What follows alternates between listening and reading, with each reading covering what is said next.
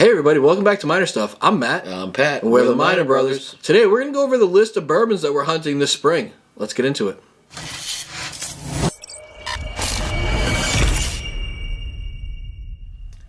Alright, welcome back everybody. Before we get into our top 5 bourbons we're hunting this spring, please subscribe to the channel, like this video, drop some comments down below. What are you hunting for? We love to see what everybody else is hunting for. It'll also give us more ideas what to keep our eyes open for as well. Check us out over on Patreon if you haven't done that yet. We do a lot of cool stuff over there as well. We're trying to put even more content out. We're trying to gear up for that as we keep working on stuff. So thank you so much. Matt, what are we drinking today? Nashville Barrel Company, a small batch number 2, a duet of rye. And I'll tell you, we just opened this thing the other day, and we're already down like half a bottle. Yep. And I am going to find somewhere, I forget where I get this one from. I need to go buy 2 more bottles of this at least. Because describe it in one word, Matt. Fruity amazingness. Oh, sorry, hold on. That was a Joe Biden moment right there. God. All right. It is fruity amazingness. In one word. Yes. For my one word would be yummy. Okay. Yeah, we'll go with that. You want to use fruity and amazingness as your one word. Absolutely. It's kind of like I got 2 words for you. Made in America.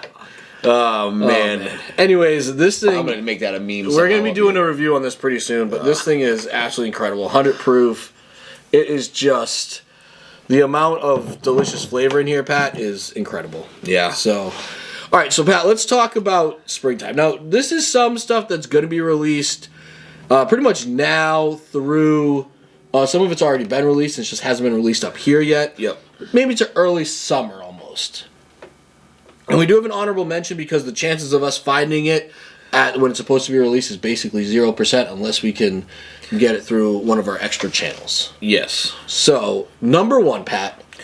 Number 1, I'm a huge fan of. I know you've been looking forward to this. You told me I was looking at hunting the other day. Yep. Every time I went to a store, I was without him. You're like, do they have it? Do they have it? Do they have it? Yep, just had to know. So, you guys know I loved Barrel 31 from the Everyday Drinkers Challenge that we did with him. Got us to go get Batch 33 as well, which was phenomenal. We've heard excellent things about Batch 34. We cannot find Batch 34 yet. We are still keeping our eyes open for it. I hound him every time he goes to a store to make sure he looks for it. I obviously check it out as well. Haven't found it yet. Am so hunting it because 31 and 33 killed it. Yeah, 33 was like an insane fruit bomb that was just... I mean, they were sending samples to all these different, whiskey tubers because they knew how great of a batch it was. Yep. And it sounds like 34 is like right up that alley. And hey, Barrel, I know we shit on you guys a little bit for the Gray Label one, but go ahead and send us some free stuff too if you want. I mean, we've loved everything else. All right, Pat. You know what I'm really looking forward to?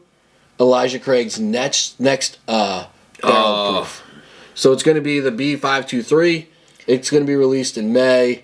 I'm really hoping we can grab it right off. We've been getting really lucky at grabbing them right when they drop. A 123 was freaking amazing. Absolutely, they killed it with the first release this year. Yeah. In January, that was absolutely phenomenal. I think it's probably one of the best barrel proofs I've had yet. There was so much complex flavors to it. There was some fruit notes to it. It was a very pleasurable drink. It wasn't too sort of over the top in heat, which you can get. I find a lot of the Elijah Craigs that I get that are super high proofs end up getting a lot you're really spice forward, really heavy on the heat and the Kentucky Hug, and that sort of ruins the great experience when you're looking for those flavors. That one definitely did not have those delicious. I think it beat pretty much everything from last year. Yep. So absolutely. All right, Pat. Number 3. There's sort of 2 bottles at number 3. One of them we're really not going to try to go after. Correct. So Jack 10 Year came out last year. They're doing the Batch 2 release of Jack 10 Year again. We liked Jack 10 Year, but we weren't super impressed and don't want to pay secondary or anything like that for it. So secondary pricing on this, it should be like a $60 bottle. It was going for $250. Yeah. And we did end up paying, I think once I finally was able to find it, I paid $200 for it. And I was disappointed in myself afterwards because it was way too much for that. For the quality of bourbon, it was way too much. Jack 12... I've already seen selling between $280 and $300 consistently. Now, all of a sudden, within the past 24 hours, now every time I see it, it's up to $400 and holding. So I'm not willing to pay any of those prices for it. No. However, I'd really look forward to trying it if I could to see if it's worth buying. We heard it's going to be coming out in our area in the next month or so through some of the groups that we're a part of for our bourbon hunting tips. Check that out. Video up ahead of us, above us for that. But yeah, so Jack 12 year is one we're going to try to get. We're not going to play a stupid amount of money. Jack 10 year batch 2. If I find it at retail, I will buy it. If not, forget about it. I'm taking a hard pass on it because, like I said, the first one it wasn't special enough to pay secondary for. Yeah. And unfortunately, valuation is starting to be a big thing in bourbon because so many people, including a lot of these little store owners, think that they can just, gouge us all and charge us secondary pricing. And it's not. You're getting to a point where it's not worth it. Correct. So, Pat, number 4 comes out early summer. So it's going to be released in June. Blood Oath Pact 9. And Blood Oath Pact 8 was great. Especially like the apple notes from it and everything else. It was such a sweet blend.